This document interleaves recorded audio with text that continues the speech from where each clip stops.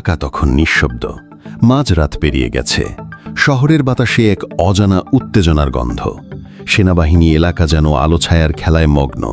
কিছু ঘটছে, কিন্তু চোখে কিছু ধরা পড়ছে না। প্রধান উপদেষ্টার কার্যালয়ের জানালার পাশে দাঁড়িয়ে আছেন ডক্টর মোহাম্মদ ইউনূস। তার দৃষ্টি স্থির আকাশের দিকে। নীরবতা তার চারপাশে ঘনীভূত। সেই নিঃশব্দ আকাশের নিচেই বাংলাদেশ দাঁড়িয়ে এক নতুন সামরিক অধ্যায়ের মুখোমুখি, এক ক্ষেপণাস্ত্র বিপ্লবের প্রথম ধাপ। তুরস্কের তৈরি কাসিরগা মাল্টিপল রকেট লঞ্চার, যার রেঞ্জ ৩০০ কিলোমিটার, চুপি চুপি প্রবেশ করেছে বাংলাদেশে।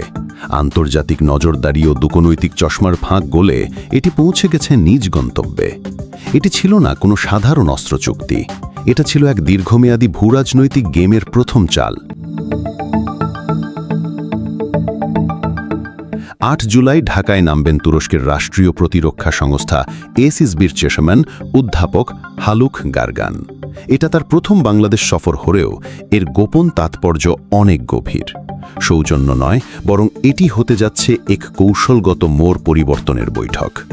আন্তর্জাতিক বিশ্লেষকরা বলছেন তিনি বৈঠকে বসবেন সেনাপ্রধান ও বিমান বাহিনী প্রধানের সঙ্গে, কিন্তু সবচেয়ে গুরুত্বপূর্ণ দিকটি হল তার সরাসরি সাক্ষাৎ হবে ডক্টর ইউনূসের সঙ্গে। এটি হতে পারে এ শতকের অন্যতম গুরুত্বপূর্ণ সামরিক কূটনৈতিক পর্ব। বিশ্লেষকদের মতে এই সফরের আড়ালে রয়েছে এক বিস্তৃত কৌশলগত পরিকল্পনা। তুরস্কের প্রেসিডেন্ট রেচেপ তাইয়িপ এরদোয়ান নিজে এই আলোচনার গতিবিধি পর্যবেক্ষণ করছেন।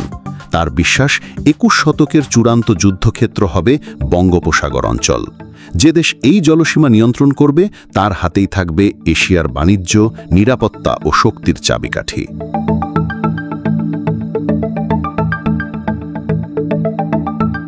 এরদোয়ান মনে করেন এই ভূরাজনৈতিক সমীকরণে বাংলাদেশ হঠাৎ নয়, বরং সুনির্দিষ্ট পরিকল্পনায় পরিণত হয়েছে দক্ষিণ এশিয়ার সবচেয়ে কৌশলগত খেলোয়াড়ে। এবং এই রূপান্তরের নায়ক হচ্ছেন এক অপ্রচলিত বিপ্লবী ডক্টর মোহাম্মদ ইউনূস।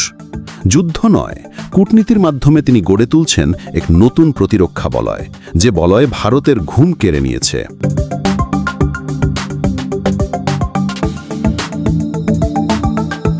তুরস্কের রকেটসান কোম্পানির তৈরি ভয়ঙ্কর অস্ত্র মিজরাক ইউ ১৬ কিলোমিটার দূরত্বের ট্যাঙ্ক ধ্বংস করতে সক্ষম। বাংলাদেশ এটি শুধু কিনতে চায় না, চাইছেন নিজের দেশে তৈরি করতে, প্রযুক্তি হস্তান্তরের মাধ্যমে। এতদিন যেসব অ্যান্টি ট্যাঙ্ক মিসাইল ছিল ৩ কিলোমিটারের মধ্যে সীমাবদ্ধ, তা হঠাৎ যদি পৌঁছে যায় ১৬ কিলোমিটার দূরত্বে, তাহলে ভারতের জন্য এটি এক ভয়ানক নতুন বাস্তবতা। গোয়েন্দা সূত্র বলছে বাংলাদেশের সীমান্ত জুড়ে গড়ে উঠতে পারে এক নতুন মিনিয়েচার আয়রন ওয়াল, ছোট আকারে কিন্তু ভয়ঙ্কর প্রতিরক্ষা বলয়। তুরস্কের আরেক বিস্ময় প্রস্তাব, তারা চায় বাংলাদেশে তৈরি হোক এক পূর্ণাঙ্গ আকাশ প্রতিরক্ষা ব্যবস্থা। ৩ স্তরে সাজানো সিস্টেম, কোরকুট ও গোকবার্গ ১০ kilometre, HISAR-A+ ২০ kilometre, HISAR-O+, SIPER-S1 এবং সর্বশেষ সিপের ১০০ কিলোমিটারের বেশি। শুধু বিক্রি নয়, প্রযুক্তি হস্তান্তরের প্রতিশ্রুতি নিয়েই তারা আসছে। ঢাকার মাটিতেই বাংলাদেশ নিজেই তৈরি করবে ড্রোন, মিসাইল ও আকাশ প্রতিরক্ষার ভবিষ্যৎ। প্রতিরক্ষা বিশ্লেষকরা বলছেন বাংলাদেশে আধুনিক এয়ার ডিফেন্স না থাকা ছিল এক ঐতিহাসিক দুর্বলতা। এর পেছনে ছিল দীর্ঘদিন ধরে সক্রিয় একটি ভারত ঘেঁষা অদৃশ্য লবি, যারা বাংলাদেশের প্রতিরক্ষা মধুরায়নে বারবার বাধা দিয়েছে। কিন্তু বর্তমান সরকার ডক্টর ইউনূসের নেতৃত্বে এবার স্পষ্ট বার্তা দিয়েছে নিজস্ব প্রতিরক্ষা শক্তি গঠনে আর কোনো আপোষ হবে না। বিশেষ করে ড্রোন যুগে, যেখানে সেকেন্ডের ব্যবধানে হামলা চালানো যায়, বাংলাদেশ আর ঝুঁকির মধ্যে থাকবে না। বাংলাদেশ চায় নিজস্ব কারখানা। ইতিমধ্যে ঢাকা, যশোর ও কুমিল্লায় সম্ভাব্য স্থাপনা চিহ্নিত করা হয়েছে। তুরস্ক শুধু প্রযুক্তি নয়, পাঠাবে ইঞ্জিনিয়ার, প্রশিক্ষক ও ডিজাইনার। আর সেই কারখানায় কর্মী হতে আগ্রহ দেখাচ্ছেন বাংলাদেশের শত শত তরুণ প্রকৌশলী।